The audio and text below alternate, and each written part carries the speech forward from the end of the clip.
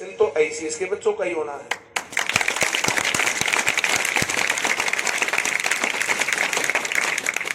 कौशल में जाते ही बैठते ही जो सिलेबस का मामला छिड़ गया, सिलेबस का मामला छिड़ते मैंने उसको ये बता दिया भाई मैं अपनी गरज से बिल्कुल नहीं आया हूं। क्यों? हर एक आदमी को ये लगता नहीं अपनी गरज से आया है। मैंने कहा मैं अपनी गरज से बिल्कुल नहीं आया। और पेपर में सिलेबस में पढ़ाई से देना चाहे बाहर से देना, सिलेक्शन तो आईसीएस के ही होंगे। बैठते ही बैठते ही जो ये बातें करे तो उसको कैसा लगे? उसके फिल्टर तब फटे जब वहां पर फिजिकल चल रहा था ना और लड़कियां जा रही थी। तो पहले एक लड़के ने देखा है परिमल सर, फिर दूसरे ने देखा, फिर तीसरे ने देखा, जोर का झटका देने से लगा हर एक को। अब कोई भाग करके पैर छू रहा, कोई भाग करके गले मिल रहा, कोई भाग करके नमस्ते कर रहा, कोई ये कर रहा। तो जो बच्चे जा रहे हैं, जैसे 10 बच्चे जा रहे हैं तो 10 में से 6-7 बच्चे ये काम कर रहे हैं। मैंने कहा हमारे से ज्यादा सिलेक्शन मिलेंगे ही नहीं कहीं। क्यों? फिर वहां से जो है जैसे एंट्री कहीं से हो रही थी, फिर रजिस्ट्रेशन कहीं हो रहा था, कहीं कुछ हो रहा था, फिर दौड़ कहीं से हो रही थी। इसी प्रकार का ऐसा ही स्ट्रक्चर था। ऐसा ही जैसे सड़क पर जो है दौड़ हो रही हो और ऐसे गली में से अंदर से जो लोग जो है रजिस्ट्रेशन करवा के आ रहे थे, तो उधर से बच्चे रजिस्ट्रेशन करवा के इधर ऐसे जा रहे थे एक बैच के। तो हम वहां से उधर से चल करके उधर क्रॉस किया ना, तो अब जो फिर तो मैं सामने दिख रहा था। अब बच्चे जो है वैसे ही जा रहे हैं, तो लड़कियां जो है जैसे आधी बार देखते हैं आधी बार नहीं देखते। और जो मैं सामने आ रहा हूँ तो फिर तो सबको दिखेगा ना। मैं इतना कमजोर तो हूं नहीं, दिखो नहीं। गली में चलता हूं तो गली भरी लगती है। तो वहां से जब मैं तो बैठ जाओ आराम से, तो जब मैं वहां से गुजर रहा था तो जितनी भी लड़कियां सामने से आ रही थी तो फिर सारी की सारी सर नमस्ते, सर आशीर्वाद दे दो, फिजिकल क्लियर हो जाए, सर ये हो जाए वो हो जाए। तो फिर वो सीन, तो वहां से जो है फिर जब अंदर जाकर के बात हुई, मैं सर चाहे जैसे भी आए, पेपर पढ़ाई में से आएगा तो आपकी इज्जत और पेपर पढ़ाई से बाहर से आएगा तो आपकी बेइज्जती। हमारे तो सिलेक्शन तब भी होने, हमारे तब भी होने हैं। 2009 का कलर का एग्जाम, भाई मैथमेटिक्स एमएससी लेवल का आ गया। उसके बाद जो उसके अंदर जो है जैसे 11वीं के 12वीं के जो भी सिलेबस आए थे, भाई जो है मैट्रिक्स करवा दो, ये करवा दो, वो करवा दो, ऐसे कितनी बातें हुई। उसके बाद हम वहां से आगे बढ़े, कलर के पेपर में साइंस एंड टेक्नोलॉजी जो है एमएससी लेवल का आ गया था। तुम लोगों को याद है? भूल गए हो? याद है सर। बोलो। याद है सर। याद है? नहीं तो मैं क्लास में बोलता रहता हूँ। फिर उसमें कंप्यूटर आ गया एमसीए के लेवल का। एमसीए के लेवल का आम बच्चा कैसे कर देगा कंप्यूटर? तो मैंने 2 बातें बताई थी पहले ही। उससे पहले भी ऐसा मामला चल रहा था। मैं सिलेबस से बाहर से अगर आए तो तुम चिंता करना ही मत, छोड़ देना, और जो तुम्हें आता बस उसको सही कर देना। 20 एक नंबर का पेपर से बाहर था, पढ़ाई से बाहर था, 80 नंबर का सही था। 80 क्वेश्चन सही हो जाए तो सिलेक्शन। और इस कारण से आईसीएस भरा। और शुरुआत में मैथ के क्वेश्चन आ गए जिनको ये बात पता ही नहीं थी।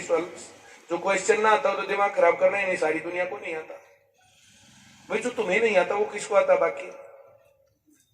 तो बस जो बाकी सवाल बच गए ना जो सही सही है वे कर दो, हो गया सिलेक्शन। और मैं अपना यही तो करता था, और क्या करता था? जो सवाल आते हैं वो कर देता था, जो नहीं आते छोड़ देता था। मुझे 2 बार ये सत्य घटना है पकड़ लिया था, इतनी जल्दी पेपर कोई कैसे सॉल्व कर सकता है। एक बार तो ना जी छोड़ दो जी, मैं तो बनाता आवा है जी, मैं ये वो एक बार तो रिक्वेस्ट मोड़ दी। फिर बाद में मेरे को ध्यान आया मैंने उसको कहना चाहिए था, ना मैंने सिलेक्शन लेना ना मैंने कोई मतलब, उसको कहना चाहिए था पर्ची है मेरे पास, कर ले तो क्या करेगा।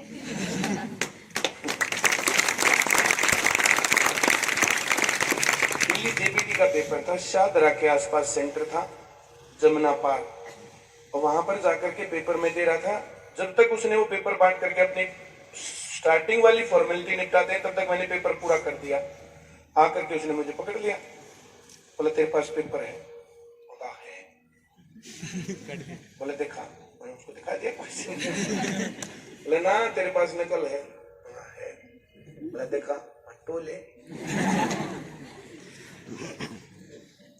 ना मुझे उसमें एडमिशन लेना था, ना मेरा करियर खराब होने का झंझट था, मुझे पढ़ाना था। अब मेरे पास 4 केस और ना हो तो मेरे ऊपर क्या असर पड़ता है?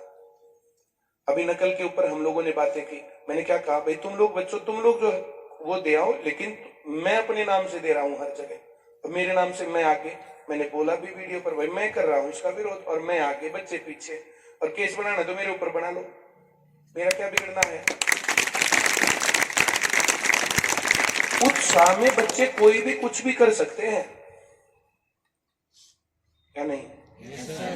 उस उत्साह को सही डायरेक्शन देना ये टीचर का काम है। 1 मिनट लगती पूरे हरियाणा के बच्चे सड़कों पर, कहीं ऊक चूक हो जाती, गड़बड़ हो जाती, कितनी देर लगनी है इस बात में? जिम्मेदार कौन होता?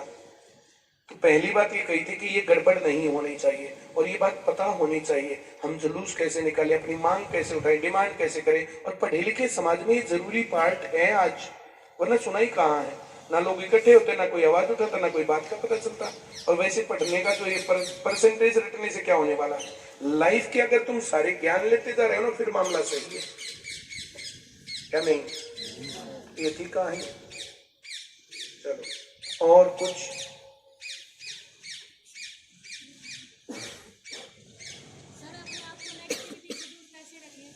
अपने आप को नेगेटिविटी से दूर कैसे रखें? मैथ आया, नौकरी लगी, अब मैं क्यों बांधू भाई बताए देगा, ये दो लाइन है, तुम्हें नेगेटिविटी नहीं आनी चाहिए। नेगेटिविटी एक ही तो आनी है तुम्हारे अंदर कि नौकरी ना लगी है। इसके अलावा नेगेटिविटी का पॉइंट बताना यही है। बस इसमें इस मैथ के पीछे पड़ जाओ तुम। अगर तुम्हें मैथ सही करना आ गया तो तुम्हें बाकी सब सब्जेक्ट करने आ जाएंगे। मैथ किसी भी पढ़ाई की, ज्ञान की या नॉलेज की माँ है। अब मैथ आया और सब आया। जिसको मैथ करना आता है उसको रीजनिंग करनी आ जाएगी, जिसको मैथ और रीजनिंग करनी आती है उसको साइंस करनी आ जाएगी, जिसको मैथ रीजनिंग और साइंस करनी आ गई तो बाकी चीजें करने में क्या जा रहा है? प्रॉब्लम क्या होती है? आज भी कोई जो स्टेटस था, क्वेश्चन था मेरे से कि सर मैथ और साइंस तो हम कर लेते हैं, हिस्ट्री में मजा नहीं आता। पहली बार पढ़ने में मजा नहीं आता, ये फैक्ट है। साइंस बैकग्राउंड के स्टूडेंट को हिस्ट्री में मजा नहीं आता, मुझे भी नहीं आता था। एक बार पढ़ो भूल जाओ, फिर पढ़ो फिर भूल जाओ, फिर पढ़ो फिर भूल जाओ। जब चौथी बार पढ़ोगे ना तो भूलने की जरूरत नहीं, फिर वो याद रहेगा। जो मैं कह रहा हूं समझ में आ रहा है? ऐसे करना होता है।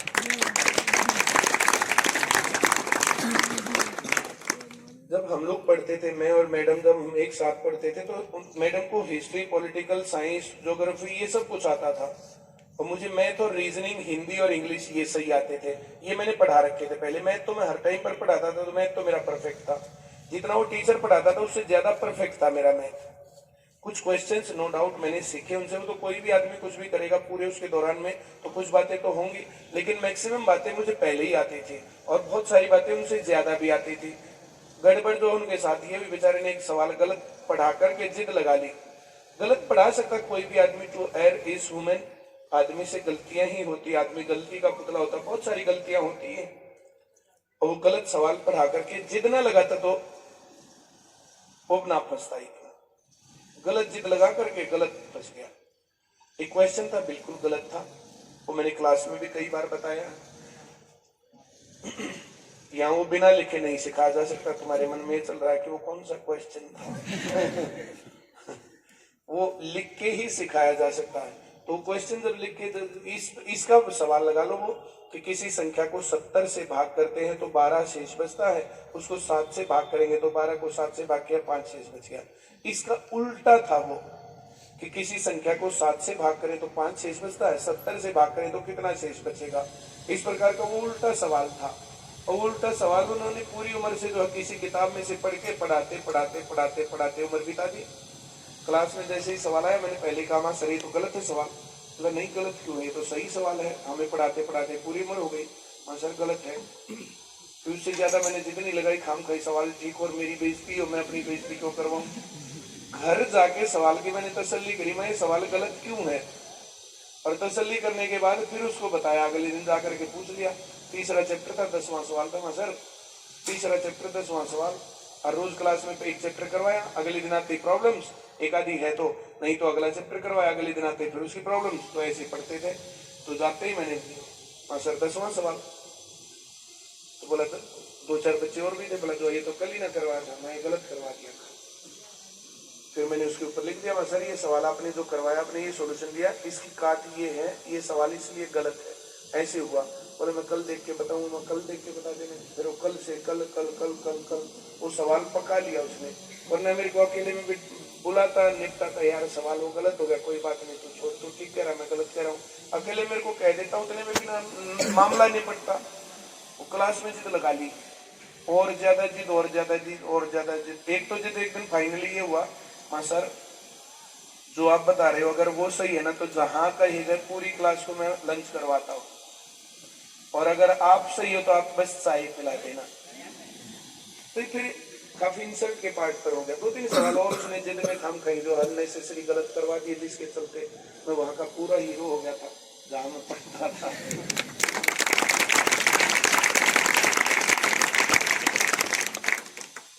मेरी बदतमीजी का पार्ट बिल्कुल नहीं था। उसके बाद मुझे वहीं पर पढ़ाने का मौका दिया उन लोगों ने।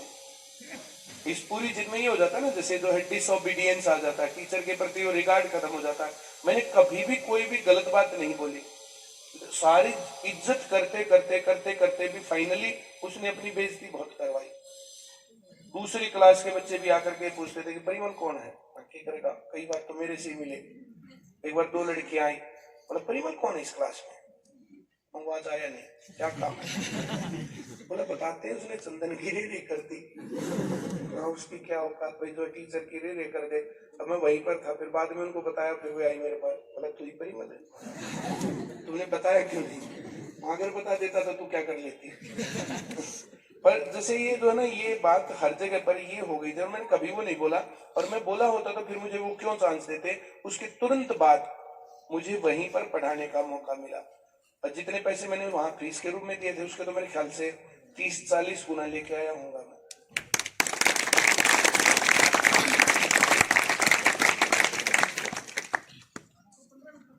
ये होती है अपने प्रति ईमानदारी, कि मुझे इस काम करना है तो ये क्यों नहीं आ रहा, ये करना तो ये क्यों नहीं आ रहा, ऐसा करना तो ऐसा क्यों नहीं हो रहा।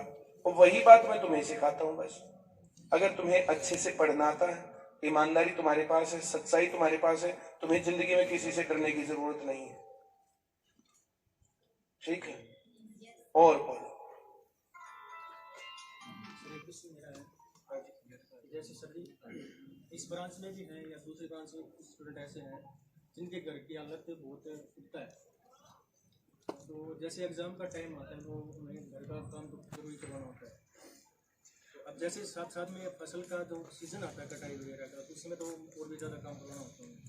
तो उसी समय अगर एग्ज़ाम आ जाते हैं तो उस कंडीशन से कैसे निपटें। अभी मैंने बताया था सीजीएल की तैयारी भी की थी, और उसी टाइम पर धान भी पैदा किए थे। घर के काम से बचने की जरूरत नहीं होती।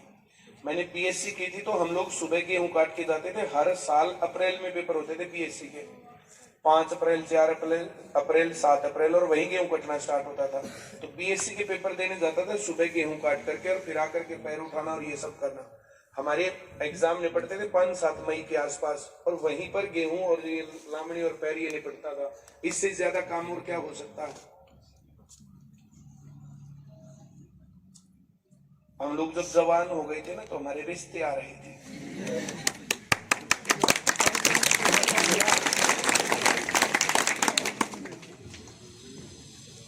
हम लोग शक्ल से भी ठीक ठाक दिखते थे, और खेत किले भी सही थे, और जो है जैसे कोई बुरी आदतें भी नहीं थी। तो डिमांडिंग टाइप का मामला था, हर हफ्ते हर रोज 2-4 ऐसे जो चलता रहता था मामला। तो एक दिन जो है जो पवन सर की वाइफ है, वो तो उनको वो रिश्ता लेकर के आए हुए थे।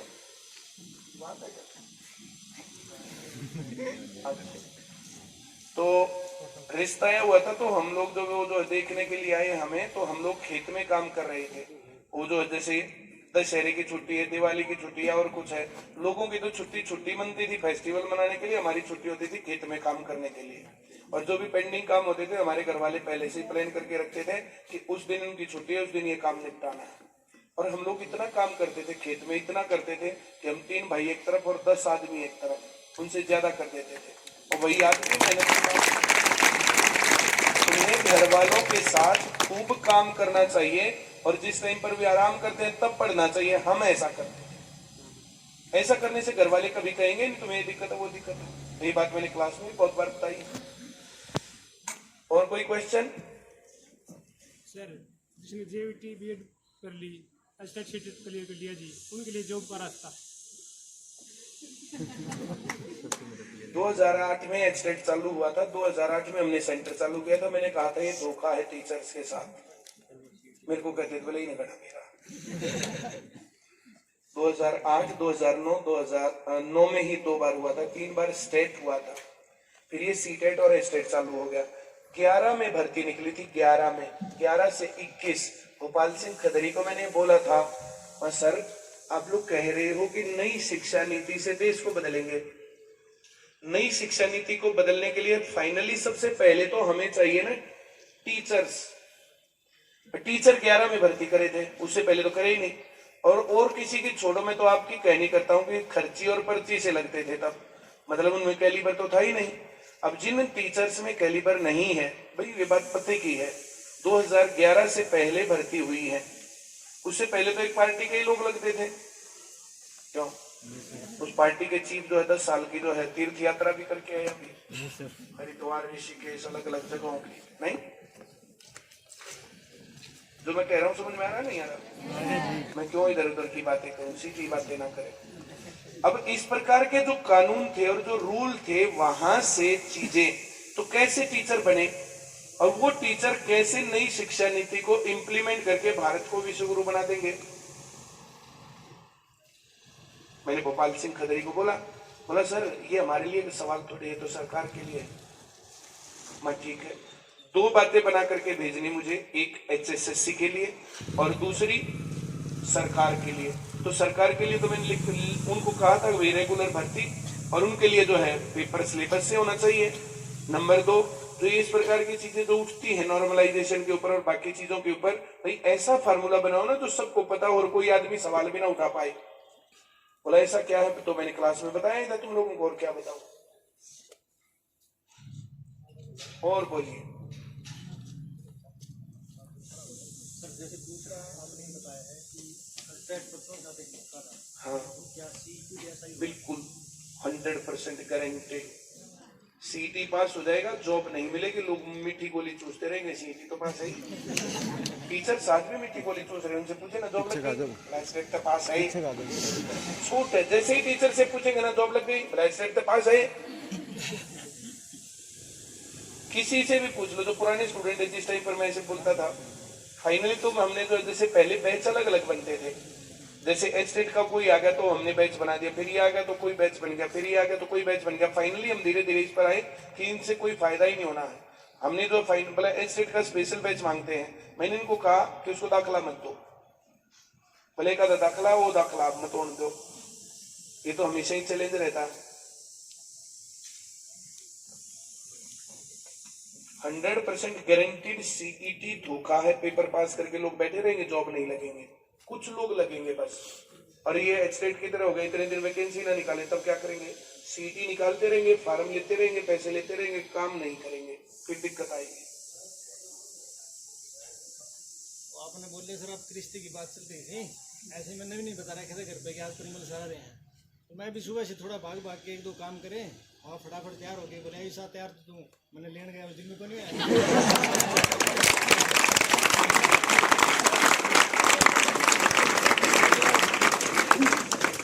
आपने एक बात बोली थी कि मैम और आप जब पढ़ रहे हो, मैं इस पर कहना चाह रहा था थोड़ा, मैं इतना तैयार तो जब भी ना हुआ जब मैंने लेने गया था। आपने कहीं नहीं कह देते जो तैयार तो हो जाता, पर तो मैं देख क्या कोई ना।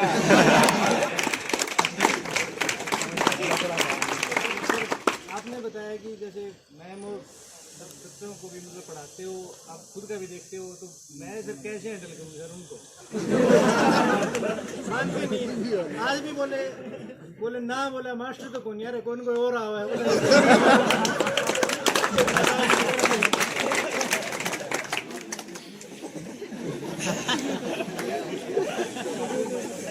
अभी वो गुड़िया कह रही थी कि जब आप जॉब लगे तो अपने घर वालों को कैसे मनाया, तो मैंने जवाब दिया था मेरे बस की तो है नहीं करके मनाया।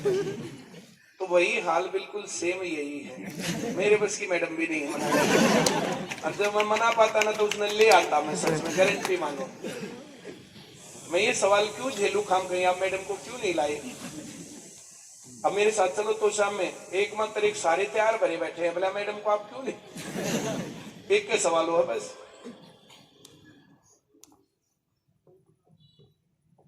ये रिश्ते जो है ना, जैसे कुछ रिश्ते ऐसे हैं, वो रिश्ते लॉजिकल नहीं होते, आप कुछ भी करके उनको लॉजिक्स नहीं कर सकते, ठीक है। और आप मेरे से अकेले में मिले ना, मैं कान में जो वो दूंगा आपको, उसके अलावा मैं यहाँ बोल नहीं सकता हूँ बात। गलत बात नहीं, मैं स्टूडेंट है, मैं तब भी मैं बता दूंगा, पर यहाँ नहीं बोल सकता मैं पब्लिकली इस बात को। ये तो मैं कहूँ इसका कुछ नहीं होना जाना, इस चीज का कुछ नहीं होना जाना, ये तो नहीं कहोगे ना? ये तो मैंने कह दी पहले, एक और कहूंगा, तो निर्मल बाबा मान ले मैंने।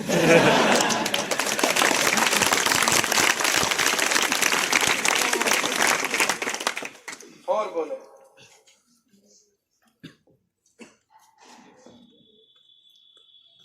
चलिए क्वेश्चन आंसर सेशन और करें।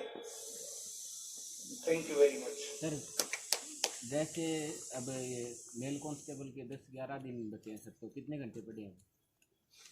1-2 घंटा। एक सोना ज्यादा चाहिए, खाना अच्छा चाहिए और पढ़ना कम चाहिए। ये बात मैंने तो हम क्लास में जोर कहाँ लगा रहे हैं पढ़ने पर। जिस टाइम पर पेपर नहीं होता ना, जोर तब लगाना चाहिए पूरी ताकत उसमें, और नए सवाल तब सीखने चाहिए। जैसे एग्जाम आता है तो पुरानी चीजें रिवाइज करनी चाहिए, नई चीज नहीं सीखनी चाहिए।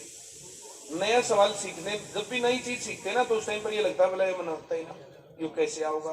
एनर्जी बहुत खाता है वो चीज। जितनी चीजें तुम्हें पढ़ा रखी है और जितनी तुमने पढ़ रखी है उतनी सही से कर लो, बस उससे काम बन जाएगा तुम्हारा, ठीक है। और बोलो। जब मैं तैयारी के लेटर स्टेज में पहुंच गया था, जब मैं पढ़ाता था, तो उस टाइम पर मैं पेपर देने जाता था तो मैं पढ़ता ही नहीं था, और अगर पढ़ता था तो जो पेपर देना ना वो नहीं पढ़ता था। कि जो एक अंडरस्टैंडिंग लेवल है, और उस टाइम पर जो एग्जाम देता था तो उस टाइम पर मेरे को पकड़ लेते थे, बोले इतनी जल्दी कोई पेपर कैसे कर सकता है। मैं जिद लगा लेता था, तू 5 लिया तब तक, जब तक ये एक पेपर निपटाएंगे मैं 5 निपटा दूंगा। और अगर मेरे अंदर वो कॉन्फिडेंस नहीं था तो फिर मैं बच्चों को नहीं पढ़ा पाता, और फिर मुझे पढ़ाना भी नहीं चाहिए था। मैं अपने पेपर पास कर नहीं सकता, तुम्हें पास करवाऊं क्या भाई? जिसको बाइक चलानी आती है तो बाइक चला सकता है, वो चलानी सिखा भी सकता है। जिसको रोटी बनानी आती है रोटी बना सकता है, रोटी बनानी भी सिखा सकता है। जिसको कार चलानी आ सकती है वो कार चला सकता है, कार चलानी सिखा भी सकता है। जिसको जॉब लगनी आती है ना, वो जॉब लग सकता है और लगवा भी सकता है। अब जिसको अपने आप नहीं आता उसका कितना।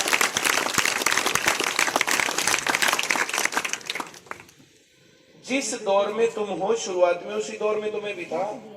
जब शुरुआत में पढ़ रहा था तो मैं तो क्लास का सबसे लल्लू बच्चा था, क्योंकि सारे के सारे वहां पर पुराने स्टूडेंट थे। कोई 1 साल पढ़ रहा, कोई 2 साल पढ़ रहा, कोई 3 साल पढ़ रहा। तो क्लेरेसिल की एड आती थी उस टाइम पर। क्लेरेसिल नाम सुना तुम लोगों ने? कील मुंह से फुंसी हो जाए ना, तो उस फुंसी को जो है वो लगाते हुए ठीक कर देती थी। तो उसमें जो है एक वो था, एक मोटी सी लड़की थी, उसमें बोला पूजा ज्यादा खाएगी मोटी हो जाएगी, बोला आई डोंट केयर, ऐसा था। एक उसमें कोई और, तो 2 इस पर ये थे, बोला पूजा पर ही जो है, बोला पढ़ ले नहीं तो पेपर में नंबर कमाएंगे, आई डोंट केयर। फिर उसको कहते हैं, बोला जो एक मुहासा हो गया, अब बोला आई डोंट केयर। तो क्लियर सिल लगा, क्लियर फेस पा, इस प्रकार का एड था। तो उसमें जो हम क्लास में पढ़ते थे, तो हमारी क्लास की सबसे सीनियर जो सरपंच नहीं होते हैं ना, तो सरपंच नहीं थी वो हमारी क्लास की, वो 5-4 भारत से पढ़ रही थी, और सारे टीचर्स उसको जानते थे बढ़िया तरीके से, और उसको कुछ चीजें आती भी थी पेपर में से। वो 2-4 नंबर से हर बार रहती थी। उसका वीक पॉइंट मैथ ही था। तो क्लास में पूरी जो है हट्टी कट्टी मोटी ताजी। तो एक जो है, कई बार ऐसा होता था, कई बार कि अकेली वो होती थी जो आंसर करती थी, जैसे रीजनिंग में, जीके के अंदर और चीजों के अंदर। और मैथ में जो है वो मैथ का टीचर सिर्फ मुझे ही पढ़ाता था बेचारा, और किसी की तरफ देखे तो उनको आता ही नहीं था समझ में। मेरे से हाँ भैया आ गया समझ में, हाँ जी आ गया, ठीक है तो अगला सवाल करते हैं, फिर आ गया समझ में, आ गया। तो यूनियन बना रही एक दिन, बोली कि सर ये लोग है ना, मैथ वाला टीचर गड़बड़ कर रहा, बस एक लड़के को पढ़ाता, बाकियों को पढ़ाता ही नहीं। बोला फिर? बोला तुम जाके मैनेजमेंट में बोल दो। दूसरे टीचर ने बोल दिया, किसी ने, जिनकी फेवरेट स्टूडेंट थी वो। अब वो जाकर के यूनियन बना के, चलो टीचर के पास चलेंगे, चलो टीचर के पास, वहां चलेंगे ऑफिस में मेरे को बोला चलो ऑफिस में चलेंगे, वहां क्या करोगे? बोलो मैथ वाला टीचर है ना, एक ही को पढ़ाता, बस बाकियों को पढ़ाता ही नहीं। मेरे को ये बात कही दी। मैं जो ऑफिस में गया वो पिटेगा मेरे से। क्लास में ऐसे बिंदास बच्चे जो है क्लास में रहते हैं, वो बार बार ऐसे करते रहते हैं, लेकिन वो जो ना फाइनली उससे थोड़ा सा दूर रह जाते हैं, थोड़ी सी तैयारी से दूर, उतनी गड़बड़ कर जाते हैं। और हर बार क्या था, वही वर्कशीट मिलने, वही क्वेश्चन मिलने, वही के वही सवाल रिपीट होने, नई बातें सीखने को थी नहीं उसके पास। वहां प्रॉब्लम थी। सब लोग थे लेकिन पेपर सिर्फ मेरा पास हुआ। वो मेंस में जब पहुंचे तब पता चला पुराने वाले सारे गायब। अगली बार फिर से प्री निकला, अगली बार फिर से प्री में वे लोग वहां पढ़ रहे थे, मैं वहां पढ़ा रहा था। ये होता है। और कुछ सर, आपने अपनी लाइफ में कभी निराशा का सामना किया? निराशा तो हर एक आदमी के सामने आती है। निराशा से वापस कौन कितनी जल्दी होता है ना रिकवर, वो जो है बात करते हैं इंपॉर्टेंट। हर एक आदमी जरूर निराश होता है, रोज हो लेता है आधी बार तो। अब निराश होकर के वापस कोई नौकरी लगने का रास्ता ये है, जो सर ने बताया वैसे पढ़ते गए तो नौकरी लग गई। अब तुम्हारे में क्या निराशा थी? इतनी निराशा नहीं है। अब तुम लोगों के पास तो बहुत ज्यादा साधन है, बहुत ज्यादा साधन। तुम लोगों के तो घर में बैठे हम लोग, किसी भी टाइम ऐप खोलो, देख लो सवाल कि क्या बताया था, क्या हुआ था, क्या नहीं हुआ था। हम लोग जब पढ़ते थे तो ये गूगल, यूट्यूब, ये सब कुछ था ही नहीं। सवाल अटक गया तो अटक गया। सबसे बड़ी दिक्कत तब आई जब हम टीचर थे। टीचर बनने के बाद एक आधा सवाल तो हर एक पेपर में ऐसा आना ही आना है जो नहीं देख रखा। अब वो नहीं देख रखा तो उसको ढूंढे कहां से? किसी किताब में नहीं मिलता, कहीं कुछ नहीं मिलता। फाइनली क्या करना शुरू किया, तो इस प्रकार के सवाल होते हैं छोड़ दो। अब कब तक ढूंढते रहे? एनसाइक्लोपीडिया किताबें इतना जो हमारी भरती, अब ढूंढते रहो, मिल ही नहीं रहा। कोई पेपर आते हैं हमारे बाल खड़े होते हैं कि अब इसमें से 2-4 क्वेश्चन ऐसे मिलेंगे जो हमें नहीं आते, कोई ढूंढने पड़ेंगे। ढूंढते रहो। अब तो कोई दिक्कत है ही नहीं। कुछ भी बोलो यूट्यूब पर सब हाजिर है, कुछ भी बोलो गूगल पर सब कुछ हाजिर है। तब हमारे सामने था ही नहीं। क्लास में टीचर ने आकर के वे 15 सवाल पढ़ाए, पढ़ के छुट्टी, उसके बाद कुछ नहीं। ना कोई पूछता था ना कोई सुनता था। अब हम लोग तो टेक्नोलॉजिकली पढ़ाते हैं और इतने लंबे टाइम की बातें हम करते हैं, वहां पर टाइम लिमिटेड होता था। तो हमने जो बच्चों की प्रॉब्लम्स है तो कितनी बार, चाहे एक चैप्टर एक दिन में खत्म हो जाए, चाहे एक चैप्टर 5 दिन में खत्म हो, हमें पूरा करना है। आया ना?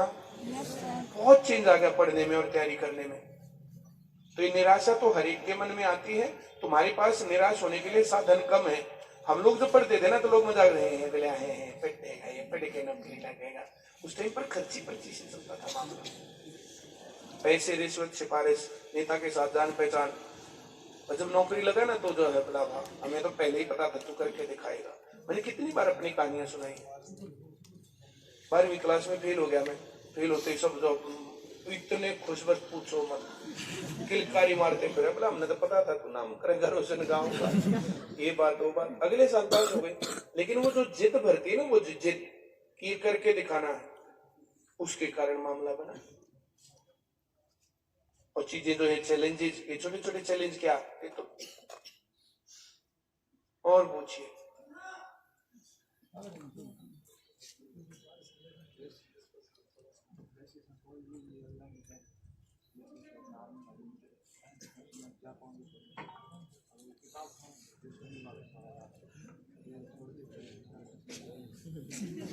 इसलिए ऐप पर प्रैक्टिस 10 बार बेसिक करना, 10 बार न्यू जर्नल करना, कितनी बार बता लिया।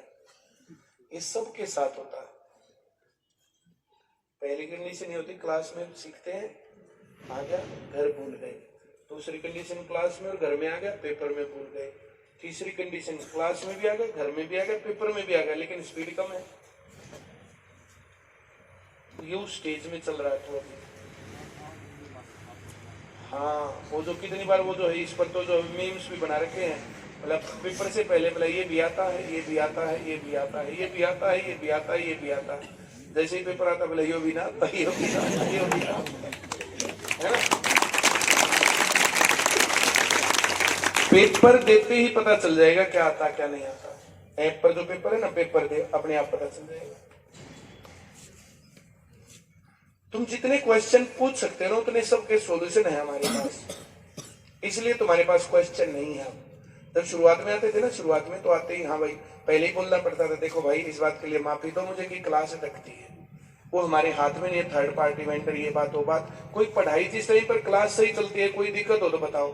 पन्ना जी जब चल रहा है ना, जब तो सही रहा, पर जब बात चलती को जब फेंक रहे हैं। पहले सर पुटम पुटाई ये था, फिर उसके बाद बहुत सजेशंस बच्चों ने दिए, बहुत क्वेश्चंस बच्चों ने दिए। 3 से 4 घंटे क्लास, 3 से 4 घंटे होमवर्क, 15 से 20 दिन में कॉपी चेक। अब 15 से 20 दिन में कॉपी चेक कौन कैसे करे? सिरसा में पूरा बैच भरा हो, बोला सर हम सारे बच्चे कॉपी चेक करवाना चाहते हैं। अब कैसे पॉसिबल हो 15 दिन में? प्रैक्टिकली पॉसिबल नहीं था। अब ऐप के ऊपर जो तुम टेस्ट देते हो तो अपने आप चेक हो गया, और तुम्हारा पर्सनल ट्यूटर हो गया। वो 7वां सवाल जिसका नहीं आता उसका 7वां ही चलेगा बस, किसी का 11वां नहीं आता उसका 11वां ही चलेगा, किसका 9वां नहीं आता 9वां ही चलेगा। आया ना? भाई पर्सनल तो है, इसकी कॉपी चेक करे, 7वां सवाल इसको नहीं आता तो 7वां चलेगा, इसको 9वां नहीं आता तो इसका 9वां चलेगा, उसका 12वां नहीं आता तो 12वां चलेगा। और कुछ बात ही नहीं है, डायरेक्ट कमी के ऊपर काम करने वाला। जब मैंने कहा कि ऐप बनेगा और ऐसा बनेगा, बोला भाई साहब तू जा, और तुम क्या बना सकते हो? फिर उन्होंने कुछ बनाया, फिर मैंने कहा अब इसमें ये करो, फिर वो बनाया तो फिर ये करो, अभी ये बनाया तो अभी ये करो, अभी ये बनाया तो improvements are still going on. लेकिन अब जितनी बातें तुम्हें पता है ना, जितनी तुम्हारे काम की बातें उतनी सारी पूरी हो गई। अब मुझे पता कि क्या और एक्स्ट्रा होना चाहिए। और कुछ जब सवाल करके देखोगे ना, ये लड़का पूछ रहा था, ये लगता कि आ गया, उन क्वेश्चंस को अपने आप करके देखो, किताब में निकालो, कॉपी में आंसर लिखो, तब पता चलेगा आता कि नहीं आता। ठीक है, चलिए questions answers over. Thank you very much.